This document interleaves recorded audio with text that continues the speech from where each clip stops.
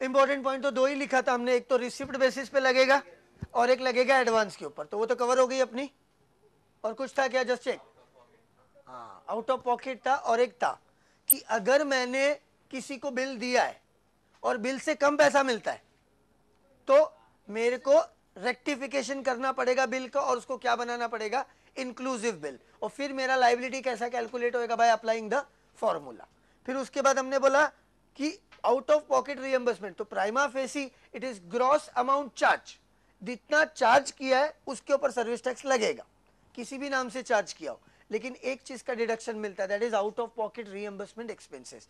उसके लिए कंडीशन क्या है, पहला तो it should be obligation of service provider paid by the service receiver, दूसरा सेपरेटली बिल में मेंशन होना चाहिए, तीसरा लाइबिलिटी किसका होना चाहिए, सर्विस रिसीवर का, चौथा service provider is acting in the capacity of a pure agent. Is that thing clear? और क्या था फिर, that's it, that complete section 67। फिर उसके बाद रिटर्न और पेनल्टी, पहले पेनल्टी उड़ा देते फटाफट, नहीं पहले रिटर्न कर लेते, रिटर्न करने के बाद पेनल्टी पे आते। तो return is dealing with section 70, rule number 7, 7B, 7C, तो तीन ही पॉइंट में है ना। तो अभी अपने को अगर रिटर्न फाइल करना है सर्विस टैक्स का, तो सबसे पहला गवर्नमेंट ने क्या बोला है, हर वो आदमी जो रजिस्टर्ड है उसको फाइल करना पड़ेगा रिटर्न 6 महीने का, पहला 6 महीना अप्रैल से सितंबर, दूसरा 6 महीना अक्टूबर से मार्च। ड्यू डेट क्या रहेगी, 6 महीना कंप्लीट होने की बाद की 25 तारीख।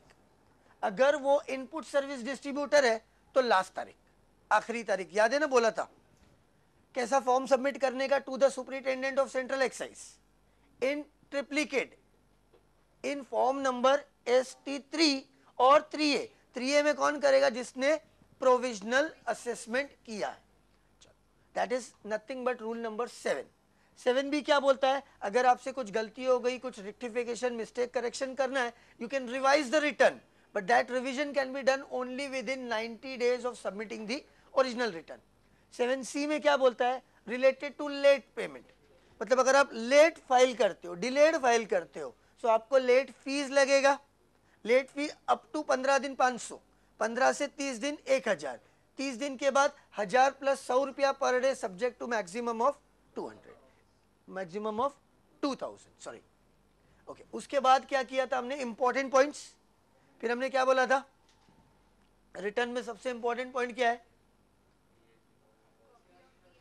Copy of TR6 should be submitted. अब याद है TR6 जब हम बैंक में पैसा भरते थे 4 कॉपी मिलता था, 2 अपने को, 2 बैंक वाले को, 2 में से 1 कॉपी क्या लगाने का, रिटर्न के साथ लगा के दे देने।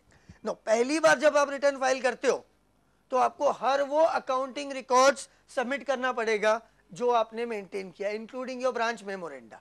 वो सबमिट करने के बाद आपको 5 साल तक संभाल करके भी रखने पड़ेंगे और ओपन रखने पड़ेंगे आपके रजिस्टर्ड प्रीमाइसेस पे, ताकि एक्साइज का ऑफिसर आकर के उसको चेक करके जा सके। Then we said e filing का भी प्रोविजन है ईजीएस सिस्टम के अंतर्गत। E filing is 100% purely optional service, किसी प्रकार के आदमी को कंपल्शन नहीं है। इसके लिए आपको क्या होना चाहिए, 15 डिजिट का STPC कोड होना चाहिए। सर्विस टैक्स efiling.nic.in पे आप जाइए, आप अपना सबमिट कर सकते हो रिटर्न। और क्या था, और कुछ पॉइंट था, ST3 तो प्रोविजनल असेसमेंट वो कवर कर लिया, anything else I am leaving out, no, बस। उसके बाद आ गए पेनल्टी पे। So there are 3 penalty, 76, 77, 78। 76 was for delay, नहीं actually failure to pay. See try to understand, delay का बोलेगा ना तो वो आदमी को नहीं लगेगा जिसने भरा ही नहीं। डिले बोलेगा मतलब क्या, लेट भरा, लेट भरेगा तो पेनल्टी तो लगेगा। फेलियर मतलब टाइम पे नहीं भरा ना तो देखो पेनल्टी लगेगा, तो बाद में भर चाहे मत कर, नहीं भरा तो भी पेनल्टी लगेगा। तो फेलियर के लिए क्या है, हायर ऑफ 2% पर मंथ और 200 पर day, whichever is higher, subject to maximum of tax not paid. Section 78 का पेनल्टी क्या है, suppression of taxable service, minimum 100% of service tax sought to be avoided, maximum of 200%। बाकी जो भी अगर provision के अंदर उल्लंघन किया उसके लिए कौन सा पेनल्टी लगेगा, section 77, that should be maximum of 5000। Registration के लिए इट इज 200 पर डे, लेकिन again maximum 5000। Is that thing clear? 64 हो गया, 65 हो गया, 66 हो गया, 7 हो गया, 8 हो गया, 9 हो गया, 7 हो गया, 1 बाकी है। 71 is for service tax return preparer scheme, वो मैंने आपको बोला था एक छोटा सा पैरा आप कर लोगे, correct. 73A 73B, again it is important, मैंने किसी भी प्रकार से सर्विस टैक्स के नाम से पैसा लिया है, अब मेरा लाइबिलिटी है गवर्नमेंट को जाकर के वो डिपॉजिट करना, and that liability to deposit money is under section 73A। नहीं करता हो तो उस पर इंटरेस्ट भी पे करना पड़ेगा अंडर सेक्शन 73B। 75 हो गया, 6, 7, 8। अच्छा, ये जो भी पेनल्टी है ये वेवेबल है। सेक्शन 80 क्या बोलता है, अगर आप रीजनेबल कॉज देते हो फेलियर का तो ये पेनल्टी क्या की जा सकती है, वेव की जा सकती है। Section 93 deals with what, exemptions. Rule, सभी रूल कवर कर लिए मैंने, फॉर्म सभी कवर कर लिए, कुछ बच गया क्या जरा देख लो फटाफट, कुछ बचा है नहीं? 1 घंटे में पूरा सर्विस टैक्स करवा दिया, याद रह सकते हैं ना? जब मेरे को रहता है तो आपको रहने में क्या तकलीफ। No, you can do any damn question on service tax जहां तक एग्जाम में आया हुआ है, ठीक है। तो let's do one thing, start with past exam questions, discuss कर लेते हैं। ब्रेक वगैरह चाहिए आपको? एक शीट मेरे को भी देना है, थैंक यू।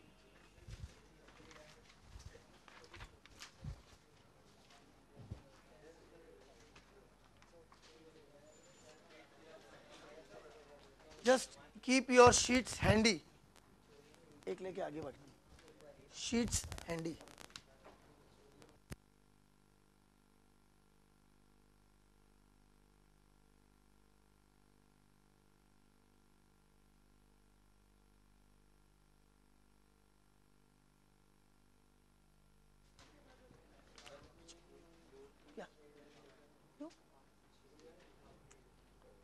चलो, I hope everyone is having the sheets, all the branches.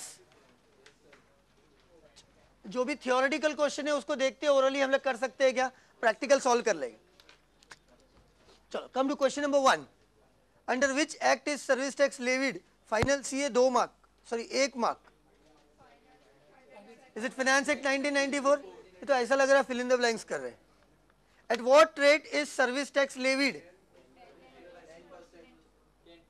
ऐसा आएगा ना 1 मार्क के लिए भी, तो remember the way you are giving the answer, service tax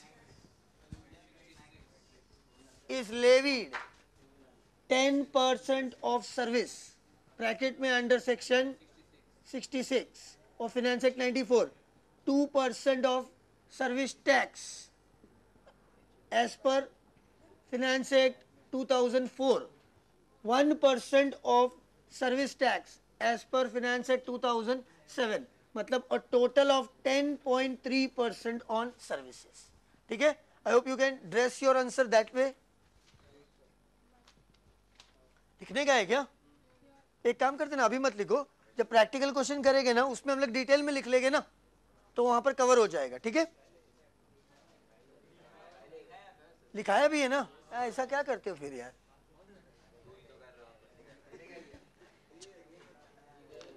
come to question number 3, question number 3, when is service tax payable, again November 0 to 1 mark.